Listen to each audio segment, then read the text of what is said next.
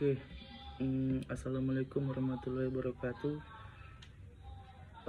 Di sini saya Reksi Faiface Utagalung, Teknik Elektro Angkatan 22 dengan NIM 2215022045. Di sini akan menjelaskan materi tentang filter pada mata kuliah Dasar Sistem Telekomunikasi yang diampu oleh Ibu Lia.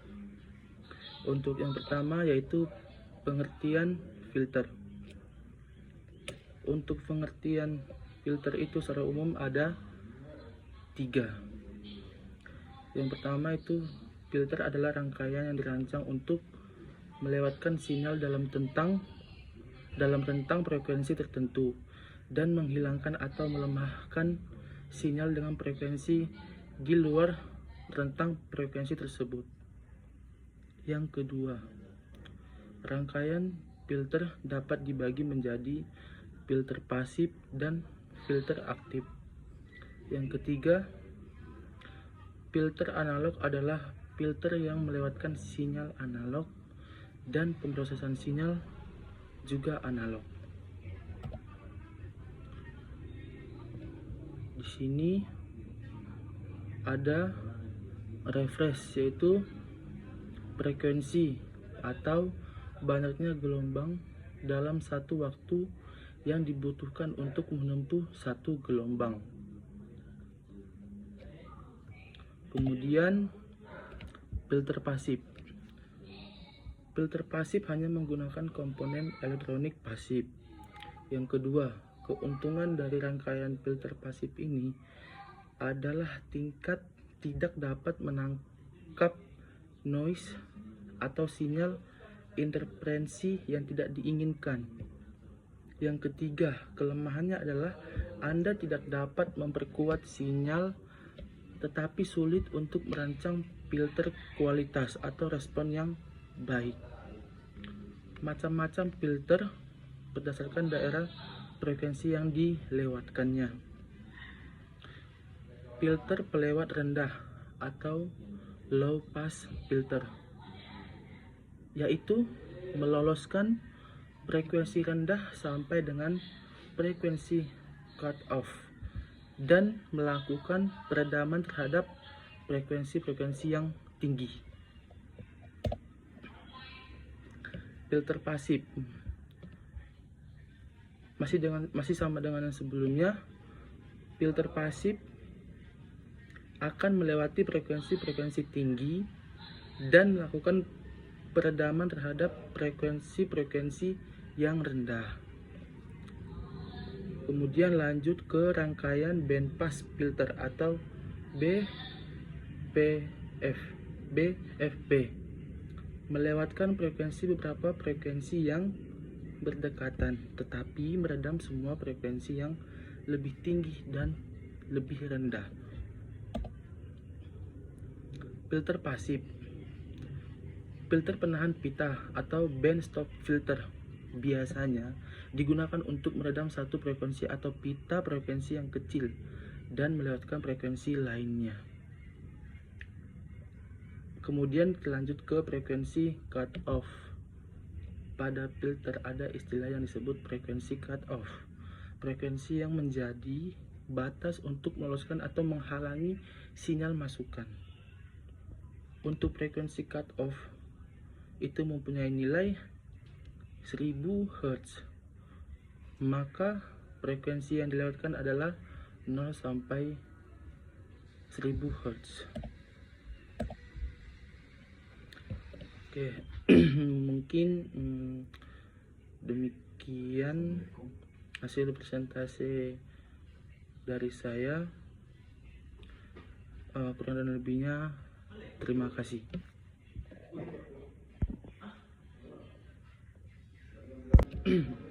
Oke, untuk video yang kedua ini masih sama dengan saya, yaitu Reksi Faiface Utagalung dengan NIM 2215022045 dari Teknik Elektro Angkatan 2022. Di sini saya akan menjelaskan tentang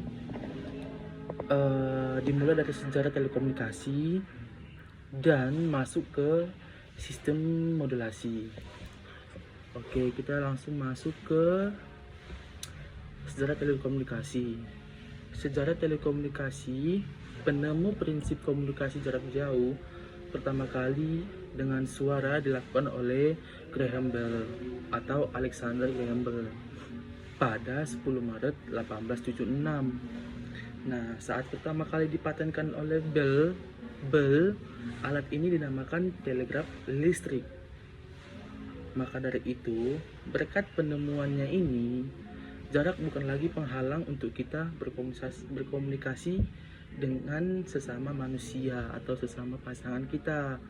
Semisalnya, pesawat telepon model awal untuk menghubungkan antar pengguna telepon pada zaman dahulu yang menggunakan utas-utas kabel yang diberi pemberat. Sambungan yang dikehendaki tinggal mencolokkan saja. Sejak menjadi alat komunikasi jarak jauh yang efektif di beberapa negara maju, utamanya adalah komunikasi antar pejabat negara. Di dalam sistem pertelekomunikasian ini juga ada beberapa organisasi yang menaunginya atau mengaturnya agar semua itu lebih terstruktur dan lebih baik. Nah, untuk organisasinya yang mengatur standar sistem telekomunikasi, yang pertama adalah ITU atau International Telecommunication Union, bertempat di Geneva, Swiss, yang telah menghasilkan lebih dari 2000 standar dalam dunia pertelekomunikasian. Yang kedua, ada International Standardization Organisasi atau ISO. Badan ini mempunyai sejumlah standar komunikasi data yang sangat penting. Mulai dari teknologi dapat menjadikan baik gaya hidup baru, mulai dari penyiaran prasarana dan sarana jaringan. Kemudian, perkembangan yang pesat dalam teknologi digital yang meliputi telemetri atau IoT atau remote control dan sistem pemantauan atau monitoring. Kemudian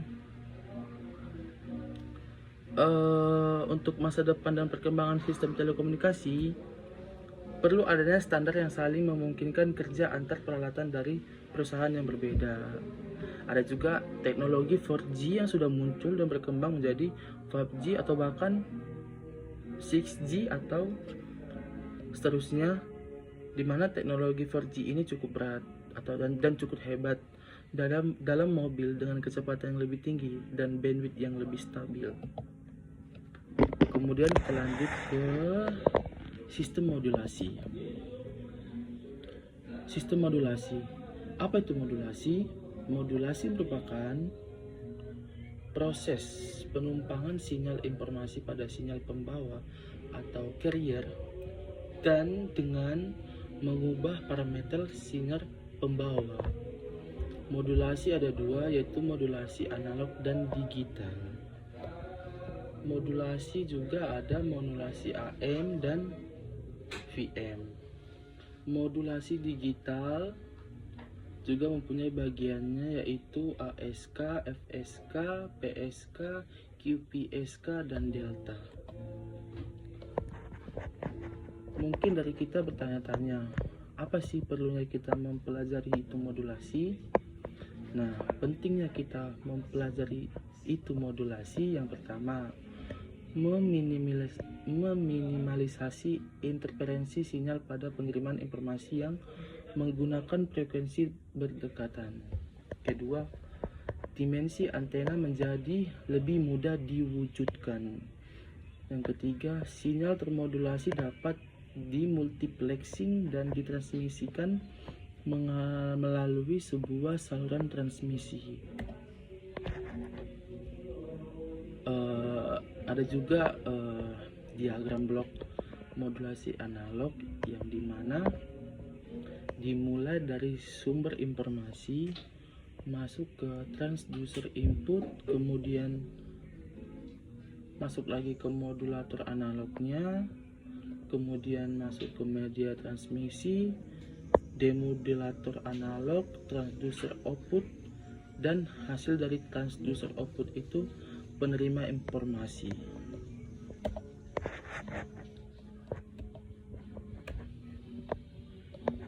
Oke, kita masuk ke amplitude modulation bandwidth. Apa itu amplitude modulation bandwidth? Proses menumpangkan sinyal informasi ke sinyal pembawa atau carrier dengan sedemikian rupa sehingga amplitude gelombang pembawa berubah sesuai dengan perubahan amplitude sinyal informasi. Bandwidth sama dengan 2 kali lipat bandwidth sinyal modulasi yang berpusat pada Fc.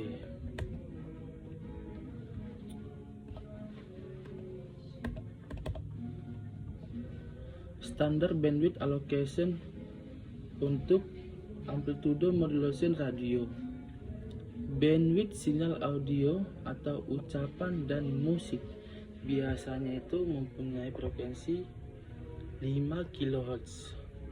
Oleh karena itu, sebuah stasiun radio AM membutuhkan bandwidth 10 kHz. Faktanya, Federal Communication Commission atau FCC mengizinkan 10 kHz untuk setiap stasiun amplitude modulation.